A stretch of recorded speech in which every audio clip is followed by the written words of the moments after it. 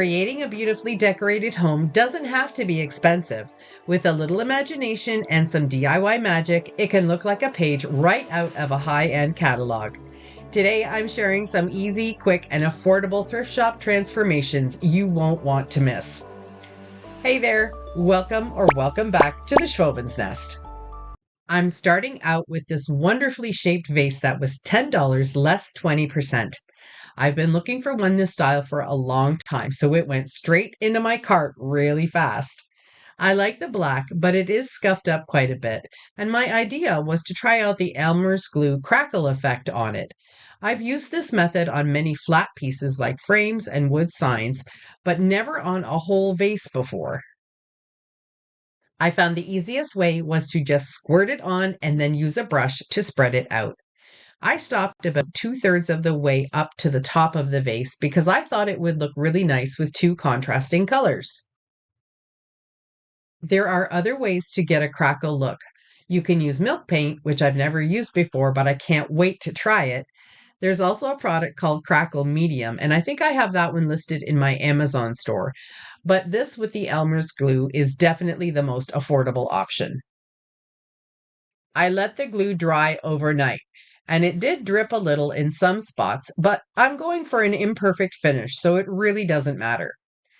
The paint I'm using is a mineral chalk paint from DIXIE in the color Fluff. It's a cool white tone. When you're applying the paint, it's best to go in one direction and limit your brush strokes over the paint. The crackle starts to take effect immediately, so going over the white paint multiple times will disturb it and it won't turn out well.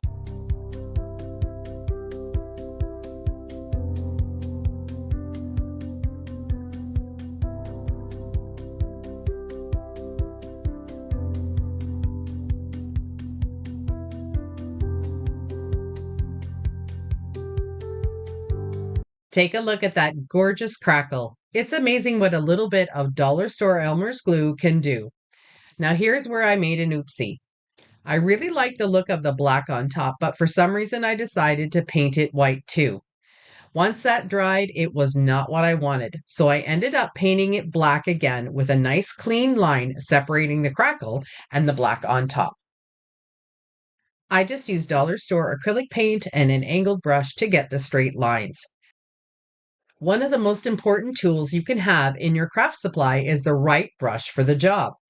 I know it's easy to grab the cheap dollar store brushes, and I've got some of them too, but they do wear out fast and lose their shape easily. Investing in a small supply of really good brushes with different angles, shapes, and sizes really helps to get a better result with any paint you choose.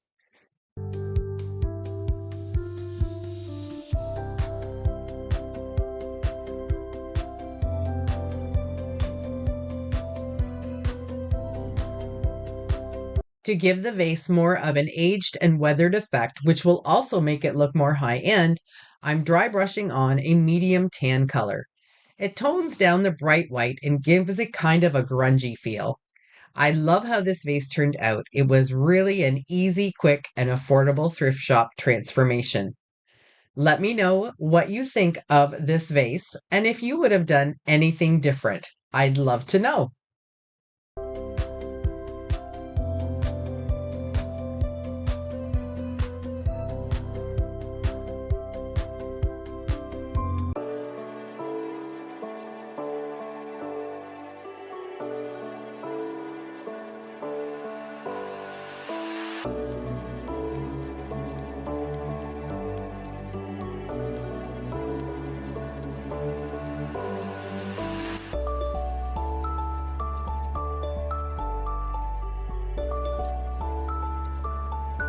I have been playing with resin and I really like how the molds turn out with it. Unfortunately, I got this brand, which takes about 12 hours to dry completely. So the next time I purchase some, I'll make sure to get the one that dries in about an hour. It's a super easy process. Mix equal parts of A and B, mix them up, and pour them out. It does take a bit of practice to figure out how much to pour in. My first try was a big flop. I had resin running out of the mold onto the cardboard. Clay tends to crack as it dries, but resin never does. This one also stays a bit flexible even after a few days, especially if you put them into a plastic sealed bag or an airtight container. I always have leftover resin, so I just pour it into molds until it's finished. The advantage to this resin not drying very quickly is that you can use a craft stick or a wooden skewer to move the resin around to make sure the mold is completely filled and there aren't any gaps. Now let's get this project with the resin started.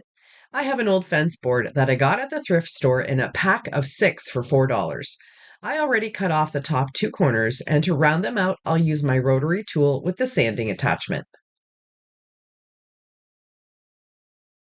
At the top of the board, I'll need a hole to put in a hanger, which is an old vintage drawer pull that came in a bag at the thrift store. With my drill, I can make an initial hole and then use a larger bit to make the top of the hole bigger, which is called a countersink hole. This will let me get the drawer pull completely into the hole. This resin releases easily from the molds, so you don't need to prep them before adding the resin. Hot glue will be perfect to attach them to the raw wood. The fleur-de-lis will be on the top, and the 2 coordinating swirls I'm going to put at the bottom.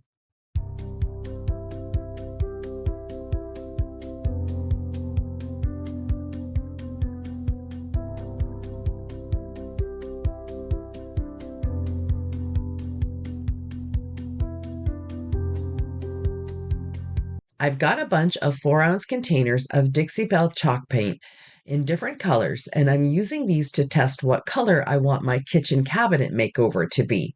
That's going to be coming up in a couple of months. This is called Magnolia, and it's a soft, warm white. I'm not looking for full coverage. It'll be distressed afterwards anyway. These fan brushes are quickly becoming my favorite tools. I can't believe they are meant for putting on face masks. I like them because they're soft, they don't leave a lot of brush strokes, and they clean up very easily. Printing on tissue paper is my favorite way to decoupage because I can create custom designs for any project. The tissue paper I use is from dollar stores, regular gift wrap in white, so super cheap to use.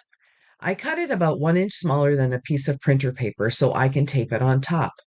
You can use masking tape or painter's tape, but I usually grab whatever is closest to me when I need it. So today it's just gift wrap tape. If you'd like to see a full tutorial on printing with tissue paper, I'll leave the link on the end screen of this video. Many of you say in the comments that your paper jams in your printer. There are a couple of different things you can do. One is to extend the tape over the edge of your paper like I'm doing here to tape it onto the back.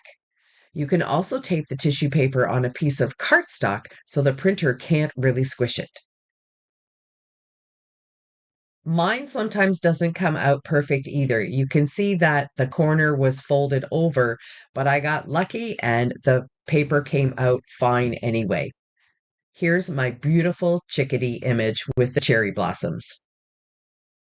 Another question I get a lot is how come the ink from my image doesn't run when I put Mod Podge on top? It could be the type of ink I have in my printer, or I know that I don't apply a lot of Mod Podge on top of the images, and I don't really brush it on, I dab it on. So try those techniques and see if that helps.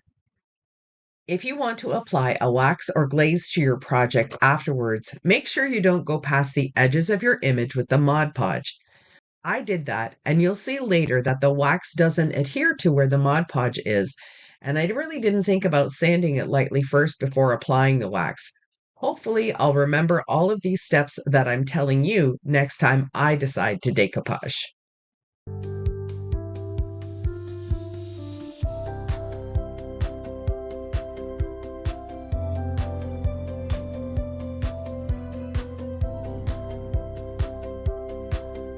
I love the look of a distressed vintage piece, so using 80 grit sandpaper will remove the paint really fast. I'm also going to use the rotary tool to sand down to the wood around and on the image. I want that wax to get into those spots to really age it, and this is a really quick way of doing it without leaving too many scratch marks.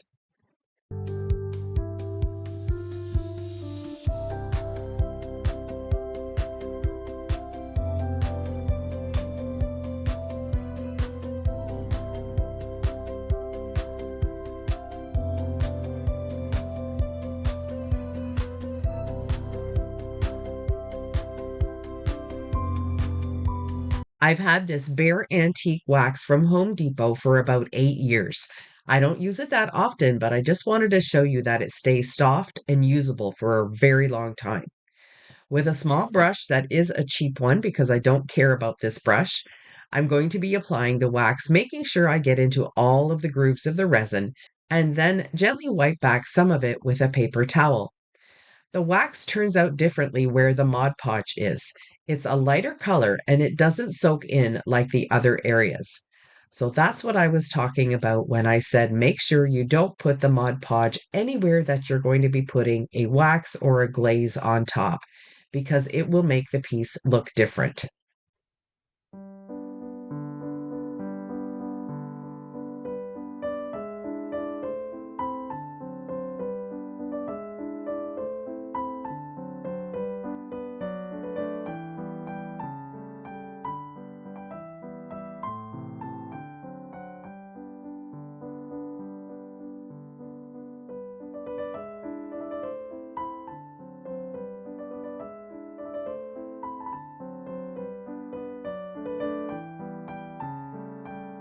I added a generous amount of hot glue into the hole on the top and then inserted the drawer pull. For a finishing touch, I added bronze gilding wax to the resin appliques, which gives this thrift shop transformation warm vintage charm.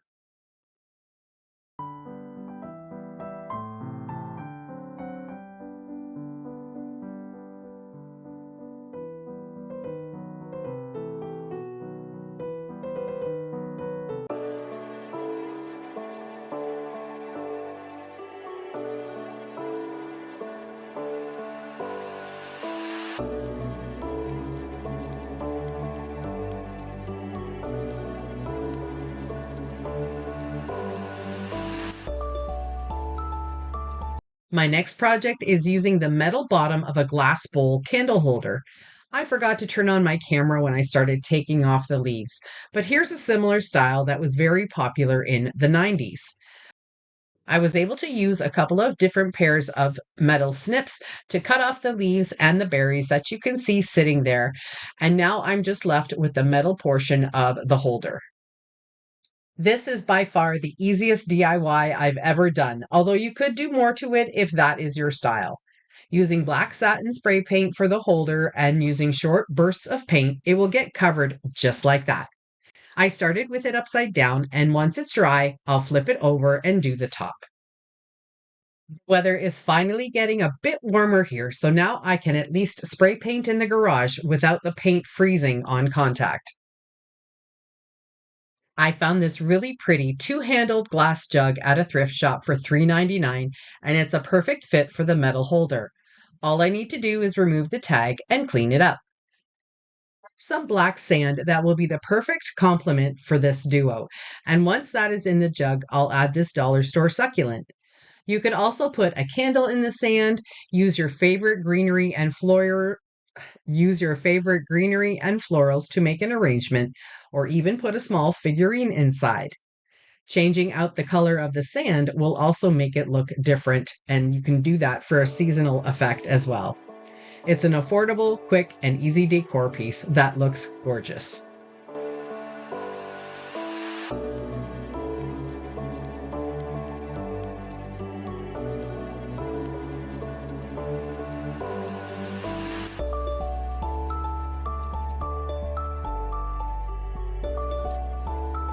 I hope you enjoyed these thrift shop transformations and got inspired to do some of your own too. Here's the link for the tissue paper tutorial. Thanks for watching, and I'll see you in the next one.